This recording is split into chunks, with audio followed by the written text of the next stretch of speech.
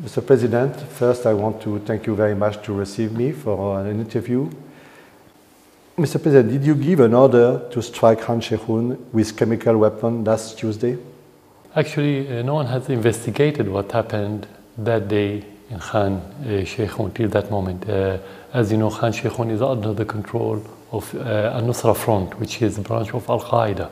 So the only information the world have had till this moment is published by Al-Qaeda branch. No one has any other information. We don't know if the whole pictures or videos that we've been seeing are true or fabricated. That's why we asked for investigation to what happened in Khan Sheikhun. This is first. Second, Al-Qaeda sources said that the attack happened at 6:30 in the morning, while the Syrian attack in the same area was at around noon, between 11:30 to 12. So they're talking about two different stories or events. So there was no order to make any attack. We don't have any chemical weapons. We gave up our arsenals a few years ago. Even if we have them, we wouldn't use them, and we had never used our chemical arsenal in our history. So what happened this day?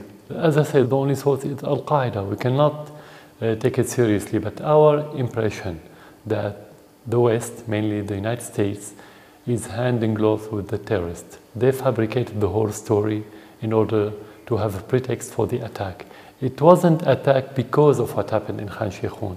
It's one event. It's a stage one, the play that we saw on the social networking and on TVs, the propaganda, and the stage two is the military attack. That's what we believe is happening, because it's only few days, 2 days, 48 hours between the play and the attacks, and no investigations, no concrete evidence about anything. The only thing were allegations and propaganda, and then strike. So who, according to you, is responsible about this alleged chemical attack? The allegation itself by Al-Qaeda, Al-Nusra Front, so we don't have to investigate who. They announced it. It's under their control, no one else. About the attack, as I said, it's not clear whether it happened or not, because how can you verify a video? You have a lot of fake videos now, and you have the proof that those videos were fake, like the white helmets, for example.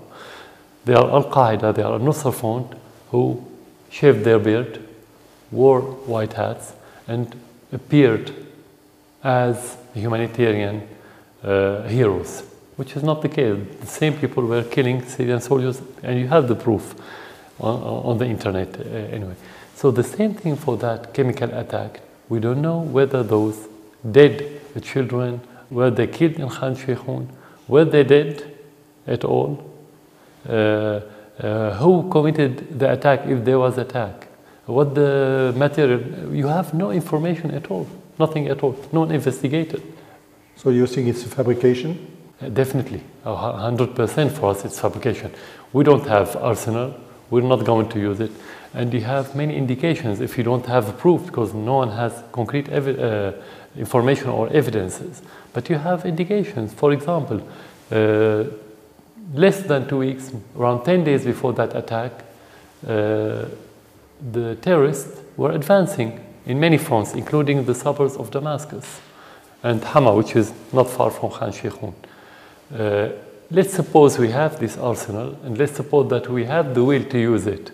Why didn't we use it when we were retreating and the terrorists were advancing? Actually, the timing of that attack or alleged attack was when the Syrian army was advancing very fast, and actually the terrorists were collapsing. So why to use it if you have it and if you have the will? Why to use it at that timing, not when you are in a difficult situation? Logically, this is first. Second, if you want to use it, if you have it and if you want to use it, again, this is, if we suppose, why to use it against civilians, not to use it against the terrorists that we are fighting? Third, in that area, we don't have army, we don't have battles, we don't have any, let's say, object in Khan Sheikhun, and it's not strategic area. Why to attack it? Well, what the reason? Militarily, I'm talking about military from a military point of view. Of course, the foundation for us morally, we wouldn't do it if we have it. We wouldn't have the will because morally this is not acceptable. We won't have this, the support of the public. So every indication is against the whole story. So we can say that this play that they staged doesn't hold together. The story is not convincing by any means. With the US airstrike, Trump seems to have changed his position on you and Syria drastically. You have the feeling that you lost what you have called a potential partner. I said if it was conditional.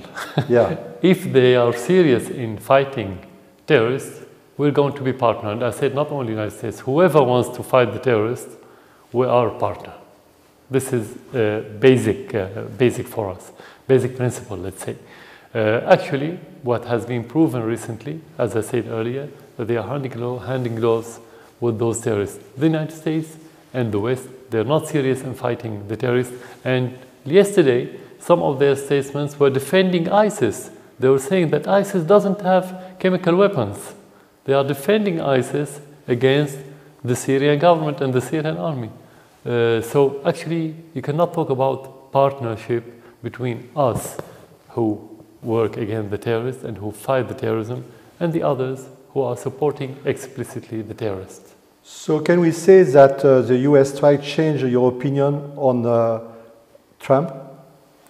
Anyway, I was very cautious in saying any opinion regarding him before he became president and after. I always say, let's see what he's going to do. We wouldn't comment on statements.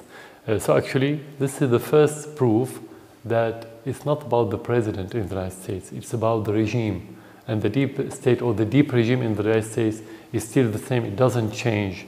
The president is only one of the performers on their theater. He's not.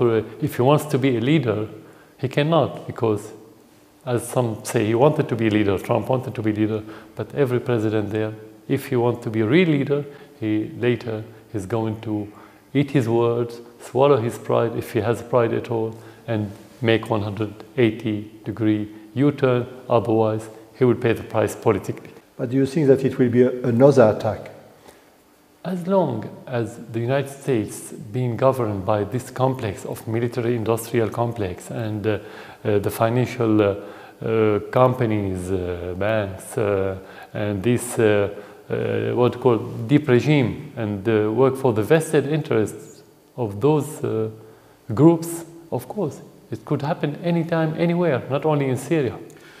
And your army or the Russian would retaliate if it's happened again? Yeah. Actually, if we want to talk about retaliation, we're talking about missiles coming from hundreds of miles, which is out of our reach. But actually, the real war in Syria is not about those missiles.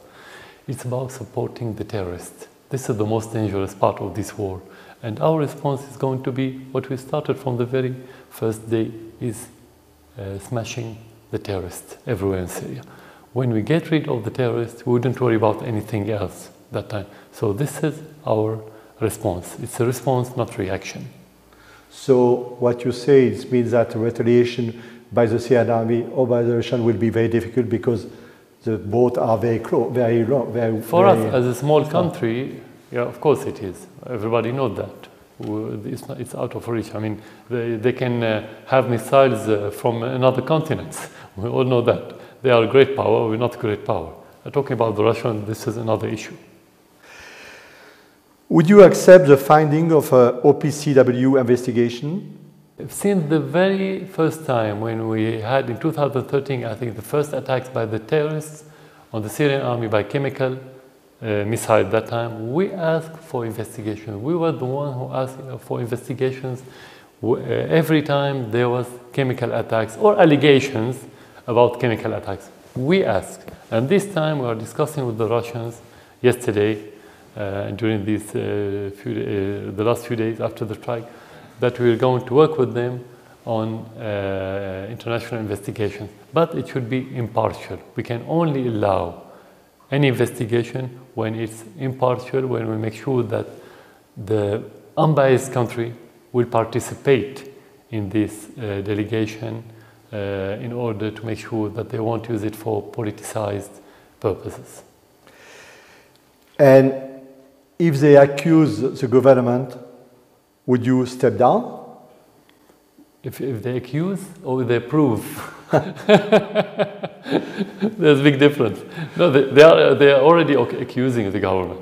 And if you mean by them the West, no, we don't care about the West. Okay. If you mean the chemical agency, if they can prove that there's attack, we have to investigate who gave the order to that attack. But 100% as Syrian army we don't have, and we cannot, even if we want, we cannot. We don't have the means to commit such attack, and we don't have the will. So you mean that you don't have chemical weapon? No, definitely. A few years ago, in 2013, we gave up all our arsenal. And the chemical agency announced that Syria is free of any chemical materials. Because the Pentagon said that there are chemical weapons in the air base. You deny. They attacked that air base and they destroyed the depots of different materials, and there was no sarin gas. How? If they said that we launched the sarin attack from that air base, what happened to the sarin when they attacked the depots? Did we hear about any sarin? Our chief of staff was there a few hours later. How could he go there if there was sarin gas? How could you only have 6 martyrs if you have hundreds of soldiers and officers working there, but there was sarin and they didn't die? It's the same fabricated videos that we've been seeing about Khan Sheikhun, when the rescuers try to rescue the victims or the supposedly dead people or inflicted people, but actually they weren't wearing any masks or any gloves. How? Where's the sarin? This should be affected right away. So this is all allegation. This attack and these allegations is another proof that it was fabricated and there was no sarin anywhere. If you say that you didn't give any order, it is possible that the chemical attack could have been carried out by rogue or fringe element from the army? Even if you have rogue element, the army doesn't have chemical material. This is first. Second, rogue army cannot send airplane at their will whenever they want. It's airplane. It's not small car to take it from place to place or a small machine gun to use it. You can talk about somebody who's been using his pistol on his behalf the way he wants and break through. That could happen anywhere in the world, but not the airplane. This is second. Third, the Syrian army is a regular army. It's not a militia. It's regular army. It has hierarchy. It has very clear way of orders. So this kind of rough personnel try to do something against the will of the leadership of the army never happened during the last 6 years of the war in Syria. Did the Russians warn you before the US attack and they were present in the airbase? No, they didn't warn because they didn't have the time to warn, because the Americans called them maybe a few minutes before the launching, or some says after the launching, because it takes time to reach the base. But actually we had indications that there was something that was going to happen, and we took many measures in that regard. Do you confirm that 20% of your air force has been destroyed in this attack, as the Americans said? I don't know what the criteria and what the reference of 20%, what the 100% for them. Is it the number of airplanes? Is it the quality? Is it the, the active airplanes and the stored airplanes? I don't know what do they mean by this. No, actually what we and the Russians announced about few airplanes being destroyed. Most of them are the old ones. Some of them were not active. Anyway, this is the reality. And the proof that we've seen the strike, we haven't stopped attacking terrorists all over Syria. So we didn't feel that we are really affected. Our firepower, our ability to attack the terrorists hasn't been affected by this strike. You know, your government said in the beginning that you hit a chemical weapon depot. Is it true? It was a possibility because when you attack any target related to the terrorists, you don't know what's in it. You know that this is target. It could be a store, it could be a warehouse, it could be a depot, it could be a camp, it could be a headquarters. You don't know, but you know that the terrorists using this place, and you attack it like any other place. And that's what we've been doing since the beginning of the war on daily basis, on hourly basis sometimes. Yeah. But you cannot tell what's within this. So that was one of the possibilities, that the airstrikes attacked a depot of chemical material, but this is conflicting again with the timing of the announcement. Mm-hmm. Not because only the terrorists announced it in the morning, but because their media, their pages on Twitter and on the internet announced the attack few hours before the alleged one, which is 4 in the morning. 4 in the morning announced that they're going to be chemical attack, we have to be ready. How did they know about it? Don't you think that Sheikhon is a huge setback for you? For the first time in 6 years, the US attacked your army, and yesterday, after a brief honeymoon, Tillerman said that the reign of Assad family is coming to the end. Don't you think that Sheikhon is a huge setback for you? There's no reign of Assad family anyway in Syria. He's dreaming, or let's say he's hallucinating. So we wouldn't waste our time with his statement. In reality, no. Actually, during the last 6 years, the US was directly involved in supporting the terrorists everywhere in Syria, including ISIS, including al-Nusra, including all the other like-minded factions in Syria. This is clear and this is proven in Syria. Well, if you want to talk about the direct attacks, actually only a few months ago, there was more dangerous attack than the recent one. Just before Obama left, I think a few weeks before he left, it was in Deir ez-Zor in the eastern part of Syria when they attacked a very strategic mountain. It was a Syrian base, a regular Syrian army base, and that helped ISIS took over that mountain. And if the Syrian army wasn't resilient and strong enough to repel ISIS, the city of Deir ez-Zor would have been now in the hands of ISIS. Means direct link between Deir ez-Zor and Mosul in Iraq, which would have been a very strategic gain to ISIS. So actually no, the American government was directly involved. But this time, why did they attack directly? Because as I said, the terrorists in that area were collapsing. Mm-hmm. So the United States didn't have any other choice to support their proxies, the terrorists, but to directly attack the Syrian army, because they sent them all kinds of armament and they didn't work. That's why. For you, it's not a huge setback after the honeymoon? No, it was actually part of the context, the same context for 6 years. Yeah. It took different shapes, but the core of the American policy and the Western policy toward what's happening in Syria, it hasn't changed at all. Forget about the statements. Sometimes you have high-pitched statements, sometimes you have low-pitched statements, but it's the same policy. You have gradually pushed most of the rebels into Idlib. Do you plan to attack it next? We're going to attack terrorists anywhere in Syria, Idlib or any other place. What the timing, what the priority, this is a military issue, should be discussed on the military level. You said before that Raqqa is a priority for your government, but the forces advancing on the city are mostly US-backed Kurds. Aren't you afraid of being excluded from the liberation of Raqqa? No, we support whoever wants to liberate any city from the terrorists. But that doesn't mean to be liberated from terrorists and being occupied by American forces, for example, or by another proxy, or another terrorist. So it's not clear who's going to liberate Raqqa. Is it really Syrian forces that's going to hand it over to the Syrian army? Is it going to be in cooperation with the Syrian army? It's not clear yet. But what we hear is only allegations about liberating Raqqa. We've been hearing that for nearly a year now, or less than a year. But nothing happened on the ground. So it's just, let's say, a hypothetical question because there's nothing concrete on the ground. The US and Russia are the co-sponsor of Geneva process.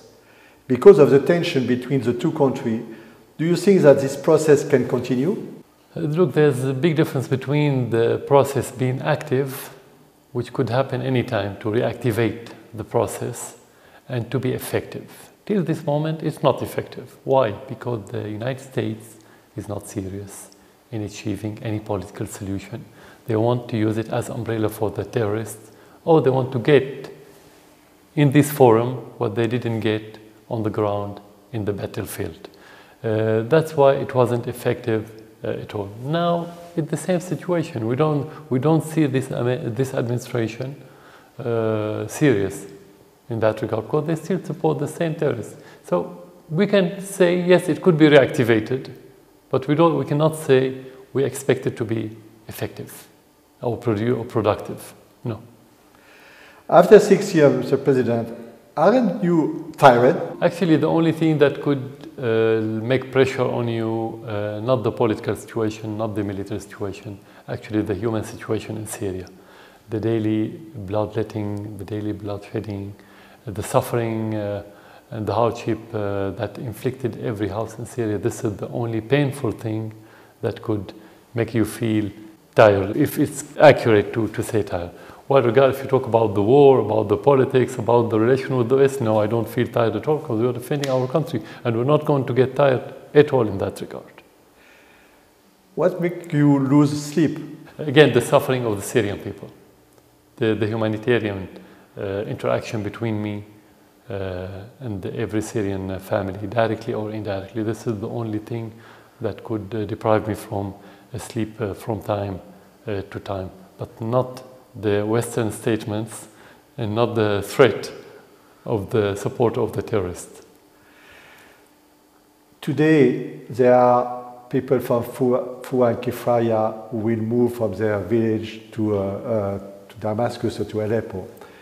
You are not afraid that, in fact, it will be displacement of population and Syria after the war will not be the same as Syria before?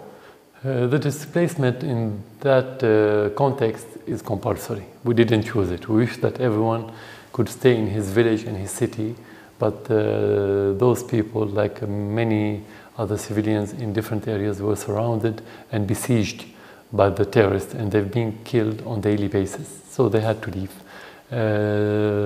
But of course, they're going to go back to their cities after the liberation. That happened in many other areas where the people are going back to their homes. So it's temporary.